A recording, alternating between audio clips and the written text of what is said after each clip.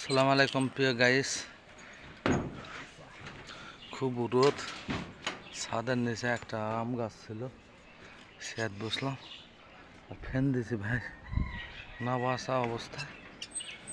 Please সবাই ভিডিওটা উপর দিকে টাকবেন না, কষ্ট করে নিচে রাখুন, একটু লাইক শেয়ার দেন ভাই, অনেক কষ্ট করে ভিডিও করা। এই যে সুজন ভাই, এই যে মাসুদ ভাই, ওদের ওটা ওকি ভাই, সব ভাই একটা হয়, জীবন শেষ। তো গরিব হওয়া খুব কষ্টের, ওই জন্য সবাই যাই যাই কাজ করেন, সবাই 200 টাকা দিনে থুবেন।